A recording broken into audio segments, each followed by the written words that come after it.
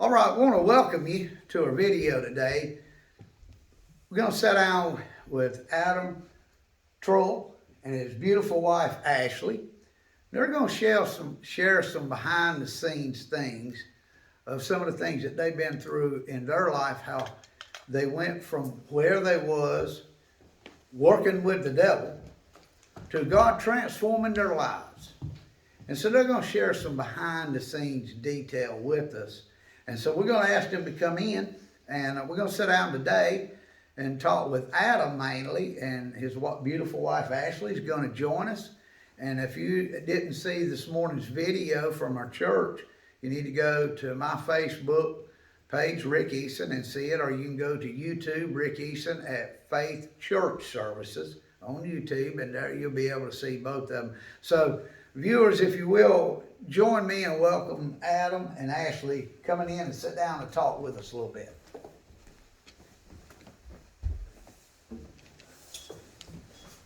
Well, I certainly appreciate y'all taking your time to sit down with me today. Absolutely. I want our people they heard a lot in the testimonies in the service this morning. So for those that didn't see that, tell us about where were you born? I was born in Winston-Salem, North Carolina, and I grew up in all around. My grandparents, my safety was in Pinnacle, North Carolina, but being with my mother and father, I was born in Winston and kind of bounced around from home to home with them. Mm-hmm. And like I said, my grandparents living in Pinnacle, North Carolina, that was who would swoop in and give me safety. And a grandparent that lived in East Bend, North Carolina. And did you say your grandfather was a pastor, is that right? Yes, Gene Snow was his name. Gene Snow. True Gospel Community Church in Siloam, North Carolina. And you grew up in a rough home, if you will. Yeah, very rough. I had a father that was, he was an alcoholic, an addict. You know, he went to prison during my youth. I remember times him running from the law and me watching him run in the house and trying to, you know, mess with knives to cut a piece of meat off his hand. He'd ripped in a car door, and it was always some kind of chaos like that. The parents fighting and beating each other, alcohol and drugs and partying, and a lot of fear. Mm-hmm. Yeah. So outside of that, tell me about Adam's childhood. I mean, was you a normal student? How was school? How was up when you were coming up? So school was another place that I really kind of liked to be. I bounced around from a couple of different schools, but I always excelled academically. I never had no trouble learning. I've always been really good with numbers, and I read well, comprehend well, and you know, real kind of poetic too in a way. The way I describe, use my words and tell stories or write music. So yeah, I did really well in school. After school, I graduated and I joined the United States Navy and did some time there, and I was honorably discharged. And from there, came back home. Yeah, and that's when the alcohol stuff, you know, began. So, and that leads me to my next question. What age would you say it was that you started down, what we would say here, for lack of time's sake, that you started down the wrong road, the alcohol that led to the drugs and all that? What age would you say? I was 15 years old 15. the first time. Yeah, I drank alcohol, and then when I drank it, you know, I was always wanting to please my father. I always wanted to make him proud, and you know, I remember him smoking pot in the building around us and stuff. And I don't know. I guess I had it. There was a part of me just thought it was okay. You know, I didn't know the dangers of it. I didn't see the pitfalls in it. I had a grandfather that was a preacher, but like I said in the service, you know, at a young age I gave my life to Christ, but I didn't hear nothing talking back to me then. You know, and you know, looking back on it is, you know, I was still innocent. I hadn't lived a life of sin yet. You know, and so I guess that caused an unbelief at an early age, not a true, like an all out, like I don't believe in nothing, but a doubt is the best way to put it. I knew there was something I believed, and I was afraid not to believe for going to hell, but I hadn't there was nothing for me profound to stand on yet. Does that make sense? I didn't Yeah. have nothing to make me want to fully commit or believe at that point, I guess. So you're on the alcohol. Yeah. Where does the drugs really start coming in to open the door Yeah. into the room of your life and sits down to stay a while? Where does that happen? Like I said, I started drinking at 15. At age 16, I became a volunteer firefighter, got my EMT certification and stuff, and life was going fairly well. I was drinking on the weekends with buddies and stuff, and then it got to the point, I met a girl and I got a girlfriend, and there was I had to have alcohol to give me confidence, Yeah, I guess you would say. Well, it's not really embarrassing to me now. If people look at me and think something, I guess they could. But in the home I grew up in, and at a very young age, my first sexual encounter was actually with my little stepbrother. And that's a hard thing for a man to say. Exactly. People look at him and say, "Well, is he gay? Is he?" Absolutely not. I was naive and ignorant and didn't understand things. I've been subjected to a lot as a child. I'd seen pornography at a really young age, and I think I was curious. I didn't know what was going on. I didn't have parents to explain those kind of things to me. Exactly. So I was trying to figure it out on my own, and I've always kind of been that way. I try to figure out things on my own. That caused a lot of shame and a lot of guilt later on in life. And he died in 2017, my brother, but he was my best friend up until the day he died. So it wasn't nothing that dictated our relationship as adults. But in me, there was a shame. So in that, once I met a girl, and we started sleeping together, I'd have to drink alcohol before I slept with her. I'd have to be inebriated in some type of way to have sex, because there was a shame associated with it. Would you say sometimes the alcohol or the drugs became like a false security? Absolutely. It gave me a voice. It gave me courage. It told Adam what Adam wanted to hear. Exactly, and that is, now I've got courage. I've got a voice. I'm in the cool club.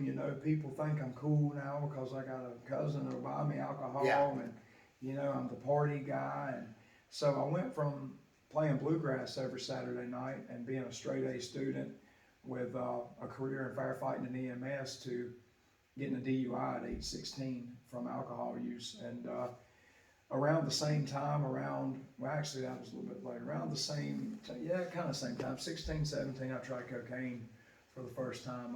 I went to a strip club and was hanging out with guys, and I got drunk, and somebody had some cocaine. It was like, "Try it, here, why don't you try this?" So I remember snorting it, and when I did, I'd done drunk a bunch of beer. I was down, but man, I had energy then. I could have run 100 laps around that place. Exactly. So in my mind then, I said, "Well, man, I found the ticket. I can do this, and I can drink more." Yeah. So that started an experimentation with drugs. Never did marijuana, but the cocaine I liked. It gave me energy, and I thought I could just, zip around. And so that's where the drug use first started. So how old was you when you got arrested your first time? 16 years old. 16-year-old. Yeah. Here's a guy that's a student, fireman, Yeah. smart, Yeah. but yet with all this and overcoming the upbringing, and slowly life looked grand over here, but Satan's pulling you there, down that road. Now, let's fast forward a little bit. What happens, or how many times did you get arrested before you get up to the point you're going to court this time, and this is the time looks like you're going down the road? You're not coming back home this time. So I got that DUI at 16. Of course, I let my dad down, and that's when I joined the military. After that, I had plans to go to college. I was a good musician. I'd actually played with Grand Ole Opry stars at that point. I'd traveled on a tour bus to the University of Alabama with Charlie Louvin, part of the Louvin brothers. I had a career in music, career in EMS, and once once I got that DUI, I guess there was so much guilt and shame in that too. I felt like I couldn't bounce back, I guess. So that's the reason I joined the military. But you know, that wasn't really a choice of my own either. I had a dad that he was forcing it down my throat. You know, he thought I was such a failure at this point that I needed to join the military, and I never wanted to do that. I loved my grandparents that I played music with. I loved my girlfriend, and so I joined the military, honorably discharged. I come home, and when I come home, I started drinking and partying, you know, and it started out innocent enough. I done had the one charge, and once I got in a band, and the way the drugs really took off and the charges took off, I was in a band, and there was and I pray now, the Lord forgives me. There was a black homeless guy that was trying to get money from me at the back of a bar, me and a guy named Tony, and he kept on trying to get money. We told him no, and he kept following us, and it got to the point I just had enough, so I turned around and I hit him. And when I hit him, I broke my hand. I broke my right hand. And when I did that, I went to the emergency room, of course. The next day, I was drunk the night of, went to the emergency room the next day, and they set my hand, and they gave me something called Darvocet, which is a very, very, very, very mild opiate, but it's still an opiate-based medication. And when they gave that to me, I felt so good. The pain went away, and I felt amazing. And I thought, man, this is it. Because everybody was starting to get on to me for the drinking. And I thought, this is the ticket. I found this pill. Now I ain't got to drink all the time. My girlfriend won't be mad at me. So I can just take ease, you know, and feel good. And man, what a trap. You know? So did you get charged or anything in hitting the guy? Not in that. And the opiates become more prevalent. I started taking hydrocodone. And once I started taking the hydrocodone, I got so bad on it that I started doing petty things like petty larceny, and I couldn't get a job because of my record and stuff, and there was things I wanted in the world. So being self-centered and greedy, addiction is a self-centered, greedy nature of a person. I started taking things, and it was small things, and it was usually drug related. Alcohol, I got charged with stealing with a Slim Jim one time, and I would pay for other stuff than keep the Slim Jim. Well, I got charged, and then my first felony charge was forgery of a prescription. I changed the amount of pills. They gave me 15, I changed it to 75, and I'd done it 3 or 4 times, so I thought, man, it's a ticket, you know. I was doctor shopping, going and getting these pills, which still affects me to this day, the medical bills and stuff that I racked up doing that, and then racked up a ton during Satan's just laying on me too, you know, running for psychiatric reasons. But yeah, I got the felony and got that charged. Those 2 were pending, and then I joined a methadone clinic, and to get off of the hydrocodone, that was the worst mistake of my life. They took me quickly up to 180 milligrams of methadone, and what that is it's a government-based and legal heroin. So I went from taking a mild opiate to taking a very, very strong medication, and I was out of my mind. I didn't know what I was doing. I was high all the time, and I started eating Xanaxes with it, and I'd go in complete blackouts. And when I did, I racked up a first-degree burglary charge, breaking and entering of a premises, and something else. So I had 4 or 5 charges pending, and I got put in the county jail. So here you are, you're having your trial, you're guilty. How long do they sentence you to prison? The first bid that I ever done was a misdemeanor sentence, and they pled down in court, and I ended up wearing 1 or 2 Class 1A misdemeanors, and they gave me 120 days active sentence. So I wasn't but 19 or 20 at that time, and I went away for 120 days. I went to Dan River Prison, worked for them, and when I was there, the girlfriend I'd had for 7 years ended up leaving me for another guy. My grandfather died of cancer during that. The man that taught me to play guitar. There was a lot of hurt there, a lot of hurt. When I watched him get his leg amputated and the cancer started taking over his body, he would holler at me to bring him water and things, and I just act like I wasn't hearing because it hurt me that bad. I just didn't want to. I didn't want to see him. I didn't want to be around it, you know. And I don't know if that was a blessing in the end that I was in prison when he passed, because I don't know what I'd done. You know, I don't know how I would have handled it at that time.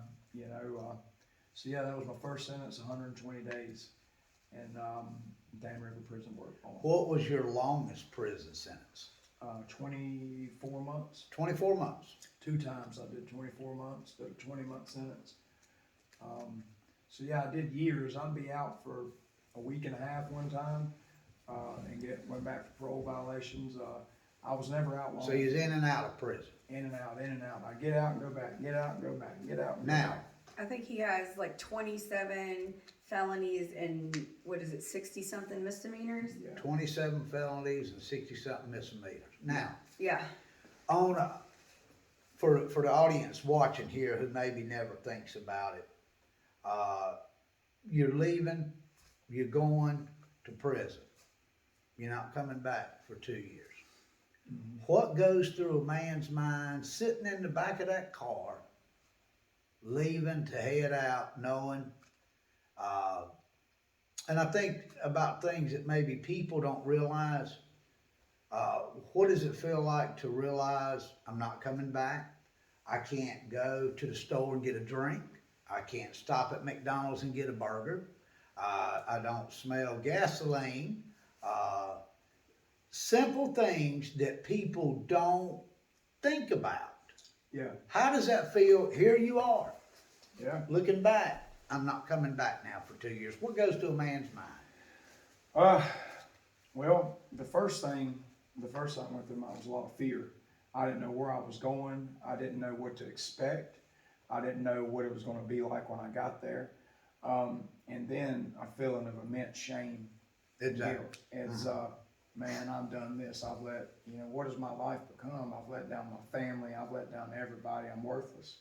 You know, I don't even deserve to even really live. You know, it was a feeling like, you know, it's hard to describe, but knowing those things, and then your grandparents dying in prison, going to a funeral, shackled, you know, my feet shackled, my arms shackled, and seeing my family while I was in prison, and running up and hugging me and crying on my chest, and that was my baby sister when my grandpa died. And yet you can't go back home with them.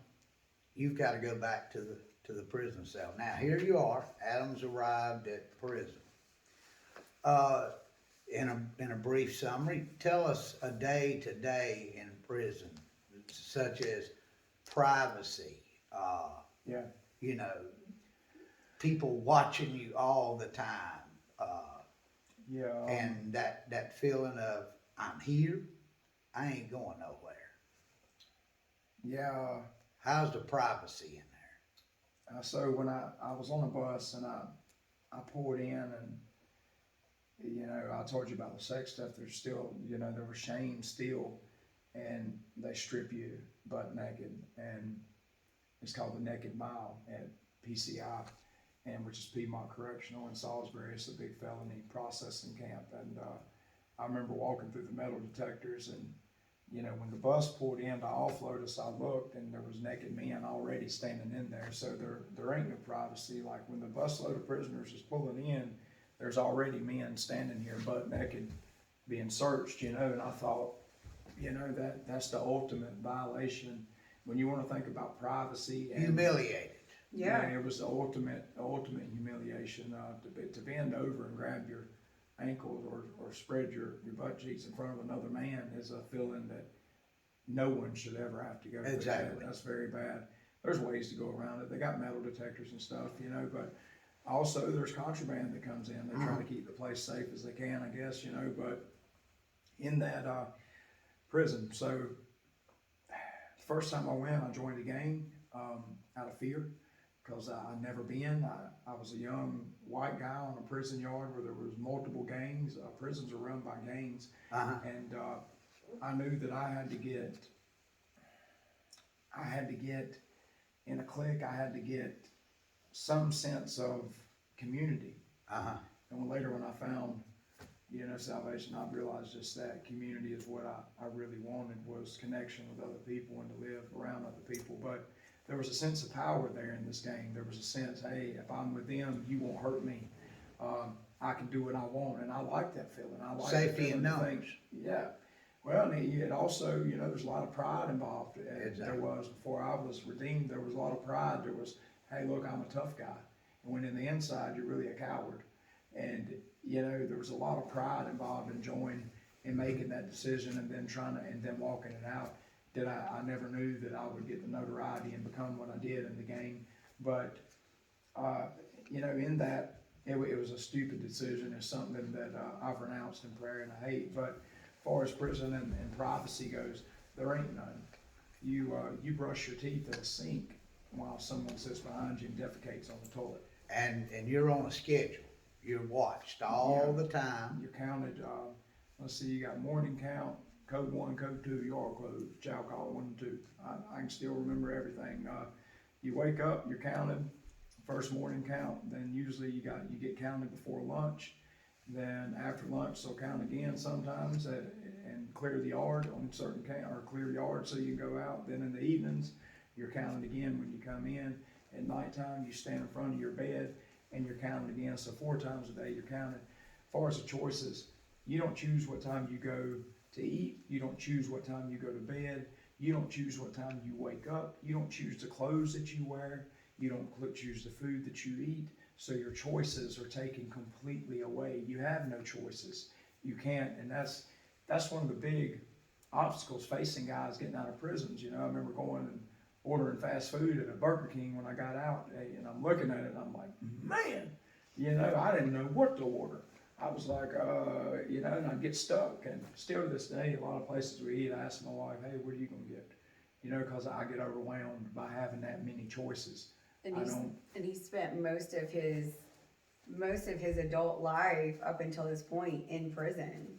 Yeah. So, and I think that's what, you know, and just like he touched on, it's so hard for so many people when they get out, and people don't understand that. And something I say, until you know the choice, what choice do you have? We assume and we put expectations and beliefs on other people and think that they know exactly what we know, and that's not true. And then the problem with the judicial system today is most of the time they don't set you up for success. The reason that he kept going in and out is because, you know, he had a problem, but yet he was being punished for his problem. Did he commit a crime? Absolutely. But there was a reason behind that behavior, and nobody asked him, hey, what's going on? Do you know how to live outside of breaking the law? Do you know how to do anything outside of using drugs? You know, do you know how to make a choice? You know, and that's a big thing. And then when you get out of jail or prison, like I have gotten out as well, you are overwhelmed because for a year, 2 years, 3 years, you have been told what to do every waking moment of your time. You have been told what to wear, how to act every single moment. So then when you've got all these choices flooding you, it's so overwhelming that, like my husband has shared, he would just go right back to prison because he felt more comfortable in prison than he did outside of prison. Yeah, she's got a good point there. So when I would be released, you know, there's no rehabilitation inside America's penal system. There's only gangs, drugs, and violence. Become a better criminal. Yeah, the big prisons in North Carolina, Bertie, Lanesboro, Scotland, Alexander, close custody units, Marion, there's some classes they offer, but there's no true rehabilitation of a man. There's so much violence, so many unclean spirits in there. There's so many people with so many problems, and you put them all in a blocked-in building, and it's like, well, you're being pressed from all sides, right, Satan?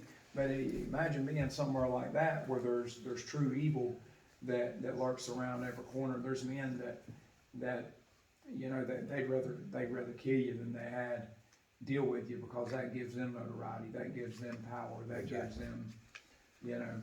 Yeah. So in simple terms, for the average Wadesboro guy here, he comes out of prison, you said, to go to a menu of a choice. What are other little simple, ordinary, everyday things that you have to learn to deal with? What about, had traffic changed? Yeah, traffic, you know, and There's places technology. built around the house when I would go away for 2 years and come back. There's stuff that's built. There's definitely new technology. There's things you're behind. You know, you haven't been. So you got to adjust now, learn all that. Yeah, your social skills is really key to a Social. human being's survival. So when you're put in somewhere where you're on the defensive all the time and you're preparing to fight or be ready to fight, even on an easy camp, there's a thing in a man's mind. Hey, look, I might have to fight. Yeah. If they pass me in the chow line, if they show me to be weak, I'm gonna have to stand up for myself. Or it's like lions attacking something. They'll attack you and they'll ostracize you and they'll hurt you. So, you know, I accepted Christ at a young age, and thank God He's always been with me. You know, so a lot of things I look back on now, and by the grace of God, I was spared and I was saved, and He made a way when there wasn't a way. So many times before I even knew that He was making a way, He was making a way. I think the choices too is, you know, where am I going to work? I'm a felon now. You know, where am I going to live? I'm a felon now. Yeah. Because people don't understand, like, oh, well, it's just so easy. You can just restart, go to work, go get a job. Well, no, McDonald's won't even hire you. Felony stays with you for life. Yes, McDonald's won't Yeah, even it's hire you for certain things. Places to live, you know, they will not take a chance. We would try to get places to live, you know, and they would tell us, oh yeah, we believe in second chances, and then they'd run his background. No, we can't. You can't come in here. And you know, we were forced to pay way above what rent is because of that, you know, and then choices of like, you know, who am I going to be when I get out? Like, am I going to change my life or am I going to go backwards? You know, choices of you know, how to conduct yourself, like, because you run into this situation, like he was talking about, you're socially awkward in a sense when you come back out. So it's like trying to figure out what is the right way to operate in this situation.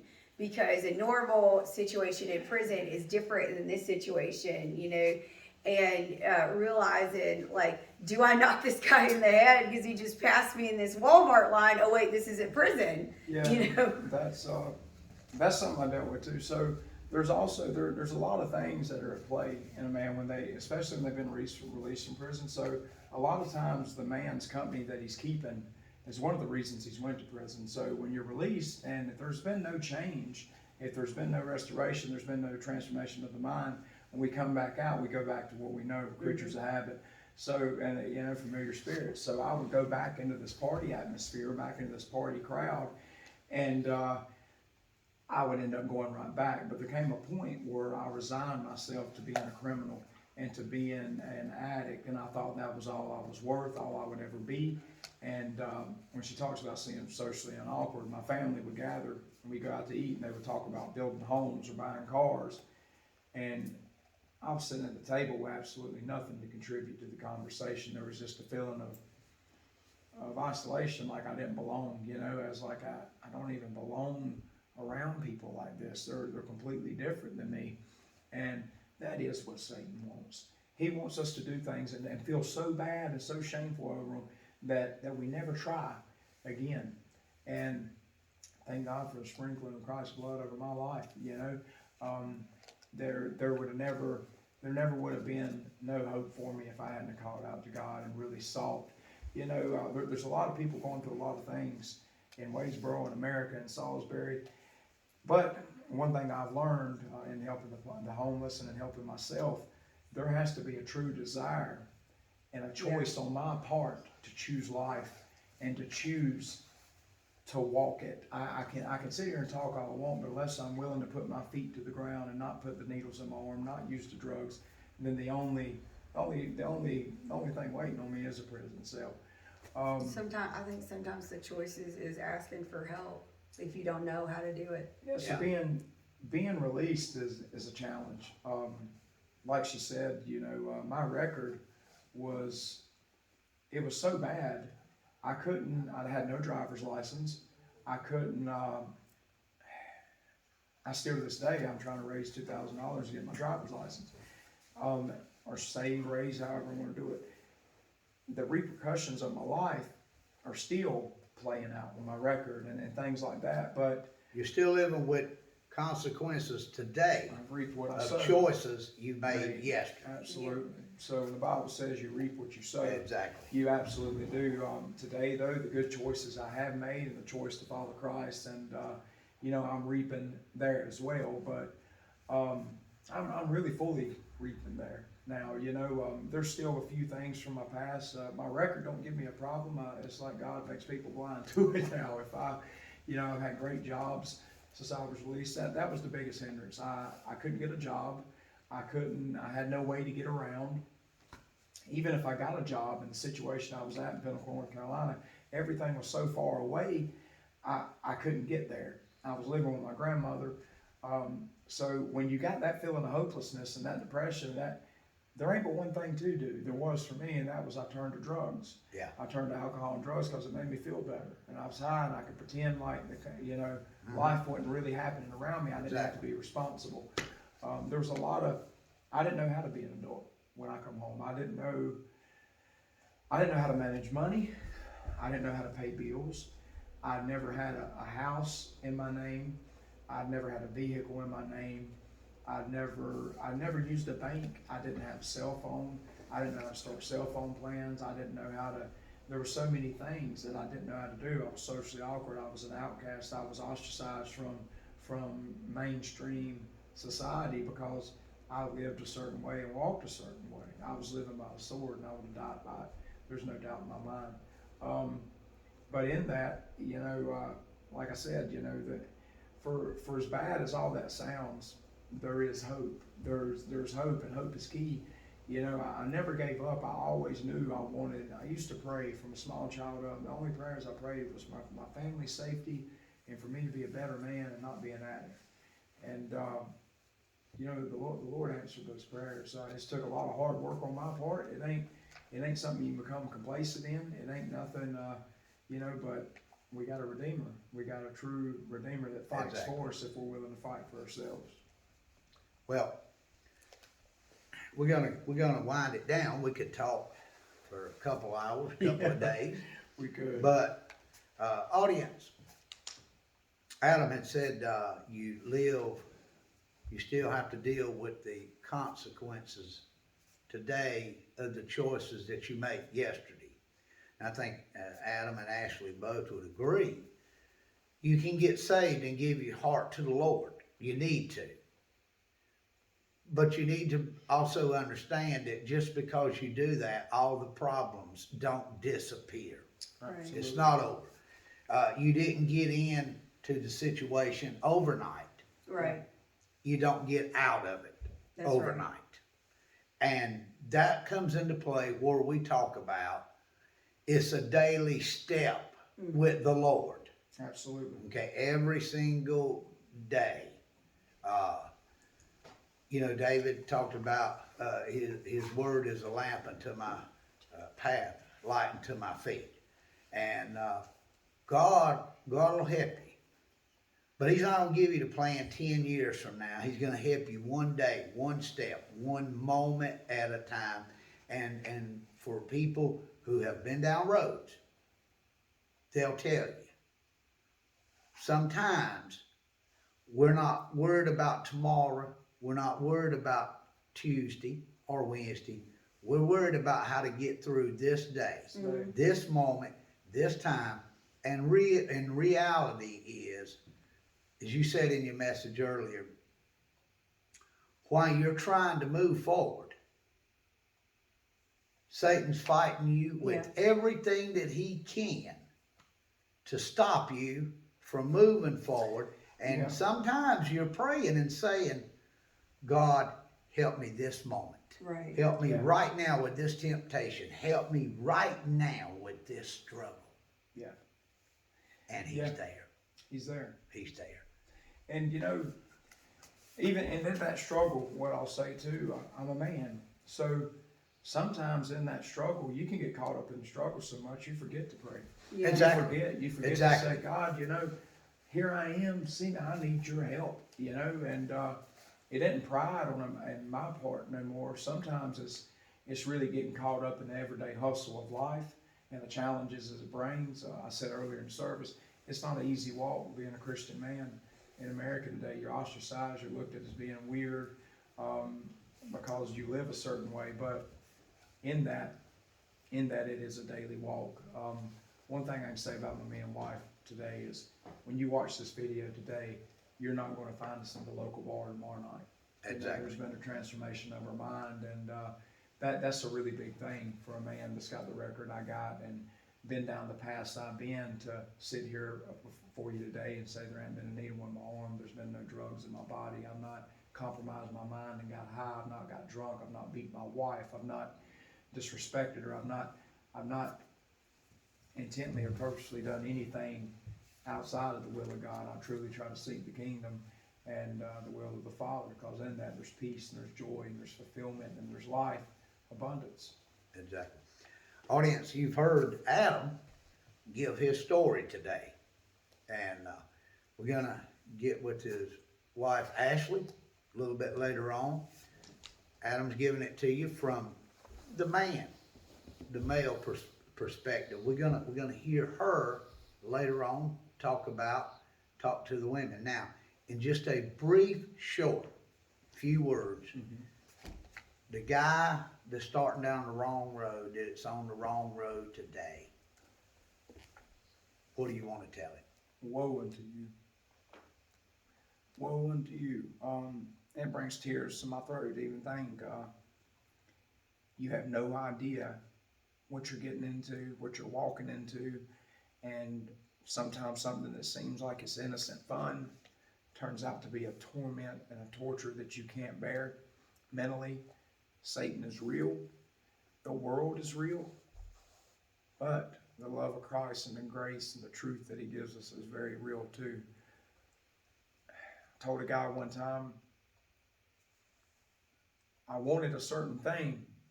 I wanted it to live that way, and I got what I wished for. So careful what you want and careful what you wish for. You might just get it. You reap what you sow. So sow good seeds. Water them. Build your foundation on a rock. Build your foundation on Christ. Love your neighbor. Treat people the way you want to be treated. And that is the warning to you. If you're headed down that road, there's absolute destruction and a wide path to the gates of hell. And there's prison cells and concrete and steel. I wrote a song that says, concrete skies where the lights never die. And that's true. So if that's what you want for your life, then stay away from me. Ashley, speak to the young ladies out here.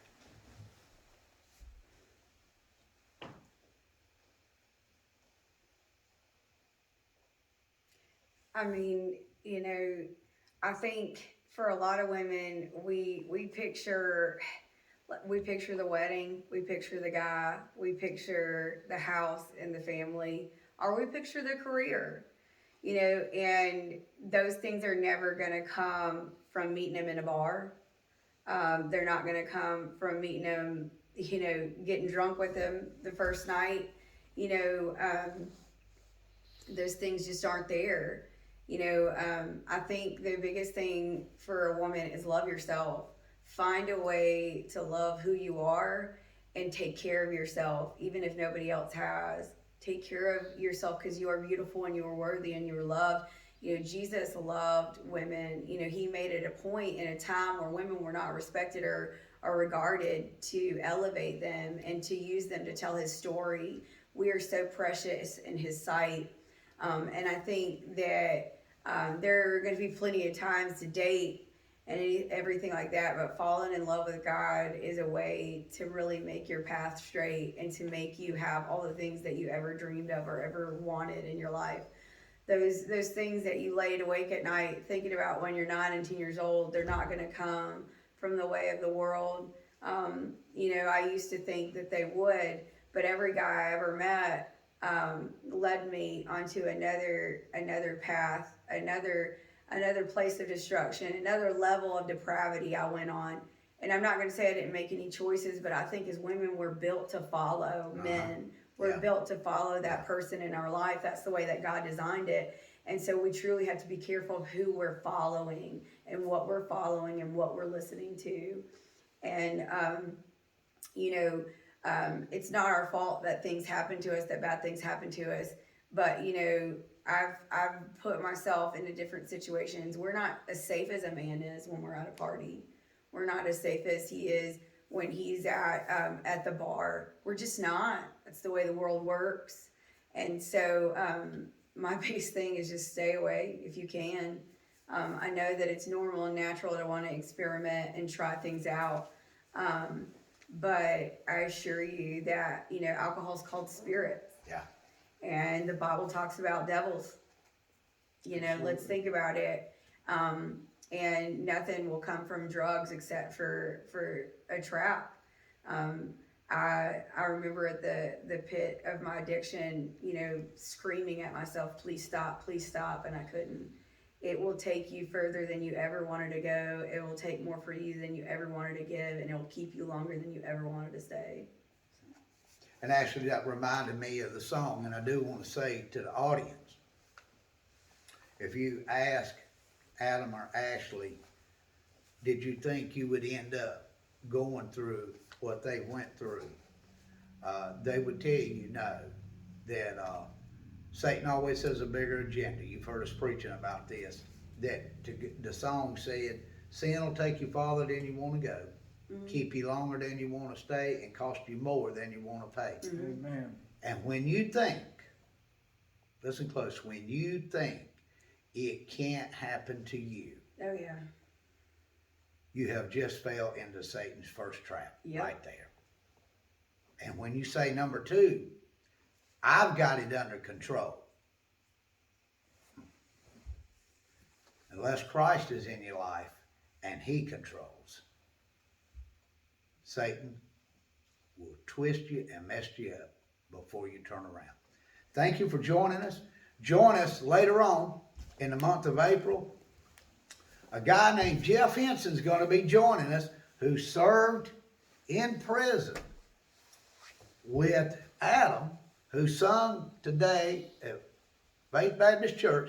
Jeff is going to share his amazing story coming in the month of April. We hope this has been a blessing to you. We want God to get glory. We want to see a life changed, turned around, headed back the other way, and to stop somebody from getting on the wrong road to start with. Thank you. We hope you have a wonderful day. Again, thank you for joining us.